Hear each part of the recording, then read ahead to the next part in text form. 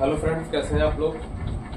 ज्यामिति की अगले वीडियो में हम लोग देखेंगे आज क्लास में कि संरेखी बिंदु और असंरेखी बिंदु क्या होते हैं। हम लोग बिंदु के बारे में पढ़ चुके थे। ऐसी आकृति है, ऐसा वृत्त, ऐसा कोई भी शेप जिसका क्षेत्रफल है, जिसकी विमाएं, जिसकी लंबाई चौड़ाई ऊंचाई सब जीरो हो, वो बिंदु कहलाता है।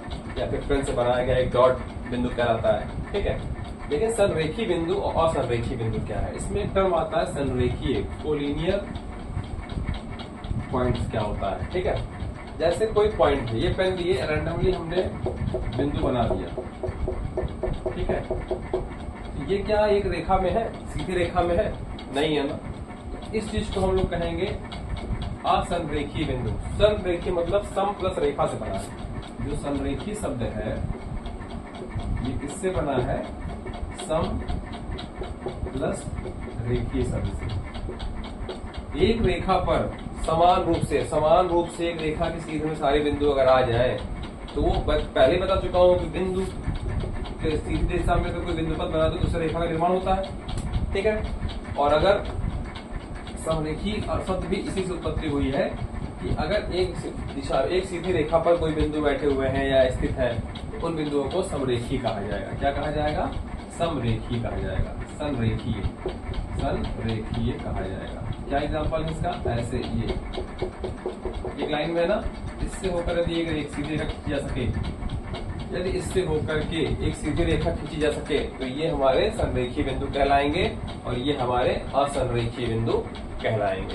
ठीक है, ये जो टर्म आ रहे हैं मैं आपको इन टर्म से परिचित करा रहा हूँ। परीक्षाओं में बहुत विशेष रूप से ये सब शब्द आ जाते हैं तो काफी लोगों को समस्या हो जाती है।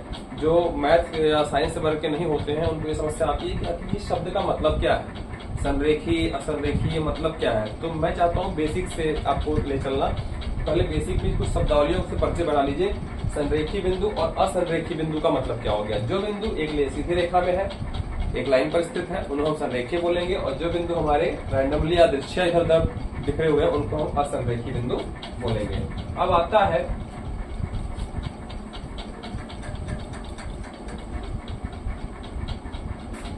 बिंदुगामी रेखाएं। कुछ शब्दावलियां इससे परिचित हो जाइए। बिंदुगामी रेखाएं, बिंदुगामी जाहिर सी बात है। बिंदु प्लस गामी, बिंदु मतलब बिंदु और गामी मतलब जाने वाला। ठीक है, गमन करने वाला। तो कोई बिंदु है, एक पॉइंट है, हमने बना दिया। इस बिंदु से कोई रेखा होकर जाएगी। ठीक, इस बिंदु से कोई रेखा पर जाएगी तो हम कह सकते हैं यह बिंदुगामी रेखा है। यह रेखा इस बिंदु से होकर जा रही है। ठीक है, तो ये पूछ सकता है आपसे सवाल कि एक बिंदु से कितनी बिंदुगामी रेखाएं आ सकती हैं। ठीक है, कितनी रेखा है बिंदुगामी, कितनी रेखा है? बिंदु को बड़ा कर दे रहे हैं। आप बताइए कितनी रेखा खींच सकते हैं आप?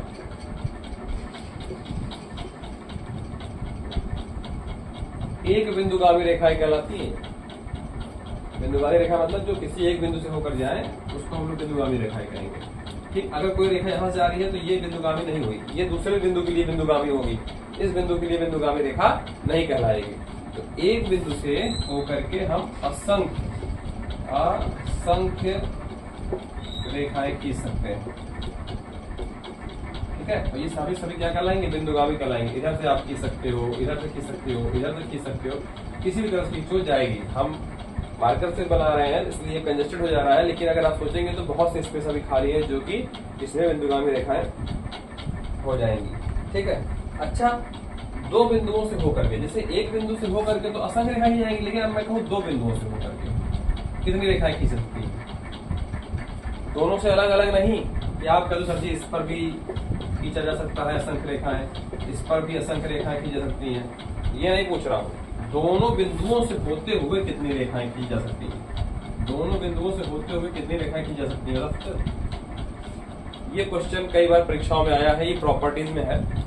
तो इसमें आपको ध्यान देना होगा, जब पूछेगा कि एक रेखा, एक बिंदु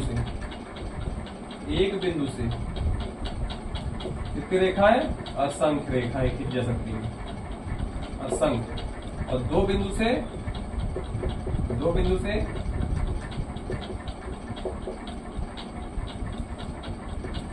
एक और केवल एक रेखा, एक और केवल एक रेखा खींची जा सकती है। एक बिंदु से असंख्य रेखाएं खींची जा सकती हैं, दो बिंदुओं से केवल और केवल एक रेखा खींची जा सकती है। दूसरी आप खींच के दिखाइए जो इन दोनों से होकर जाए, इससे होकर जा सकती है अलग अलग, लेकिन दोनों से होते हुए केवल और केवल एक रेखा जाएगी। तो ये प्रॉपर्टी भी आपको पता होनी चाहिए, जिसको बिंदुगामी रेखाएं कहते हैं। क्या कहते हैं? बिंदुगामी रेखाएं कहते हैं। ठीक है, छोटे छोटे पॉइंट्स हैं, लेकिन ज्यामिति पढ़ने के लिए हमको इन सब चीजों की जानकारी होनी चाहिए। सवाल में इस तरह के सवाल पूछे जाते हैं। अब आता है तल। जैसे हम बनाते थे एक्स अक्ष वाई अक्ष, ये हमारा एक्स अक्ष है, ये हमारा वाई अक्ष। ये हमारा क्या हो गया? एक तल बनाता है, जहां पे काटता है ये तो बिंदु है, प्रतिच्छेद बिंदु बोलते हैं। ठीक है, लेकिन ये हमारा तल बनाता है। एक काम करिए, इससे पहले एक चीज और आप समझ लीजिए, आपको समस्या नहीं होगी। जब हम बिंदुगामी रेखाओं की बात कर रहे हैं तो रेखाओं से जुड़ी एक चीज और बोलते हैं प्रतिच्छेद। प्रतिच्छेद बिंदु और प्रतिच्छेदी रेखाएं। समझिए, यदि दो रेखाएं ऐसे ऐसे इसी समतल में, ठीक है, एक प्लेन पर काट रही हैं, इन दोनों रेखाओं को बोलेंगे प्रतिच्छेद रेखाएं। क्या बोलेंगे? प्रतिच्छेद रेखाएं।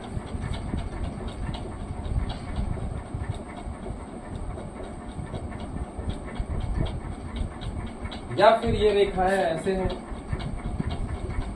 नहीं काट रही हैं, दूर दूर पर है, ये रेखाओं को क्या बोलेंगे? और दो रेखाएं एकदम बराबर, एकदम ऐसे समान दूरी पर।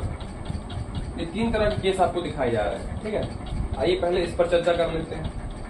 ये रेखाएं हमारी प्रॉपर वे में दिख रहा है कि किसी न किसी एक पॉइंट पर काट रही है। तो इसमें जो प्रतिच्छेद बिंदु बनेगा, जहां प्रतिच्छेद मतलब होता है काटना, एक दूसरे को काटना, एक दूसरे को काटना। ठीक है, तो जिस बिंदु पर काट रही है इसी का नाम हमारा क्या है? प्रतिच्छेद बिंदु। क्या है? प्रतिच्छेद बिंदु। अब बात आई इसको हम फिर से ड्रॉ करते हैं। ये ऐसे है और ये ऐसे है। क्या ये काट रही हैं? नहीं काट रही हैं, लेकिन गणित में बहुत चीजें हम मान कर चलते हैं, हाइपोथेटिकल। इसको आगे की तरफ बढ़ाइए, किधर काटेंगे? इधर काटेंगे, तो ये काटती हुई प्रतीत हो रही है। लैंग्वेज देखिए, ये काट रही है, ये काटती हुई प्रतीत हो रही है।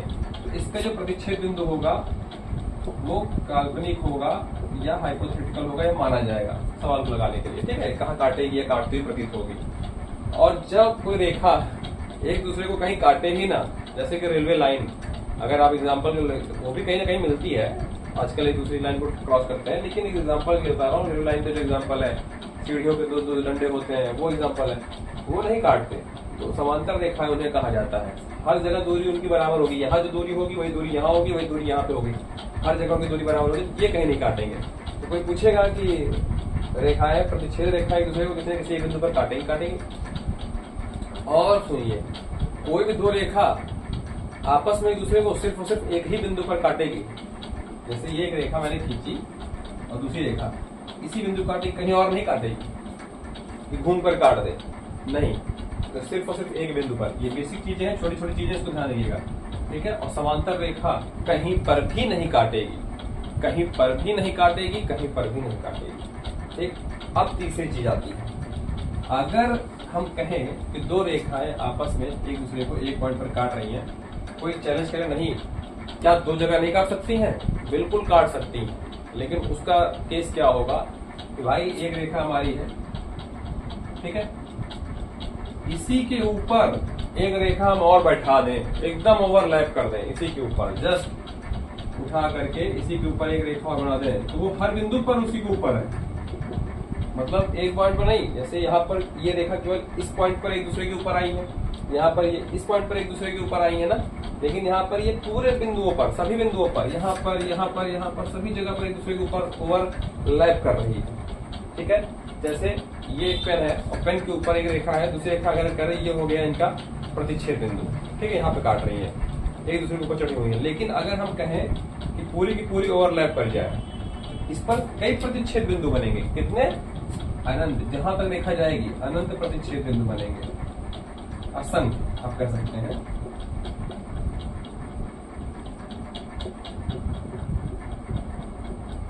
असंख्य प्रतिच्छेद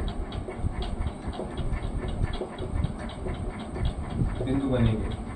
यहाँ पर एक प्रतिच्छेद बिंदु बनेगा और ये प्रतिच्छेदी रेखाएं कहलाएंगी, प्रतिच्छेदी रेखा कहलाएंगी ये दो। ठीक है, ये प्रतिच्छेदी रेखा नहीं कहलाएगी क्योंकि काट नहीं रही है, ये काटती प्रतीत हो रही है। ठीक है, ये इसमें एक प्रतिच्छेद बिंदु मिल रहा है। ध्यान दीजिए, मैं समझाना क्या चाह रहा हूं। इसमें असंख्य प्रतिच्छेद बिंदु मिल रहे हैं और इसमें जीरो, एक भी नहीं, जीरो प्रतिच्छेद बिंदु मिल रहे हैं।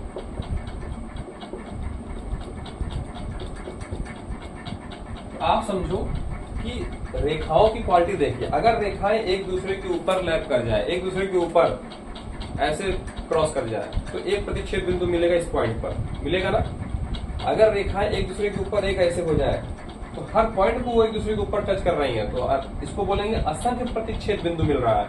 और अगर दो रेखाएं एक दूसरे को काटे ही ना, ऐसे रहे हमेशा, तो जीरो प्रतिच्छेद बिंदु। तो इस तरह के सवाल भी प्रॉपर्टी बेस पे आपसे पूछ सकते हैं कि किन्हीं दो रेखाओं के बीच में शून्य प्रतिच्छेद बिंदु बन रहा है तो वो रेखाएं परस्पर है, प्रतिच्छेदी, समांतर, और इसका जो नाम है इसको बोलते हैं समपाती रेखा। क्या बोलते हैं? समपाती रेखा। समान रूप से उसी के ऊपर पतित हो जाना, मतलब गिर जाना, उसी के ऊपर ओवरलैप कर जाना, इसको बोलते हैं समपाती रेखा। पूरी की पूरी ओवरलैप कर जाती है।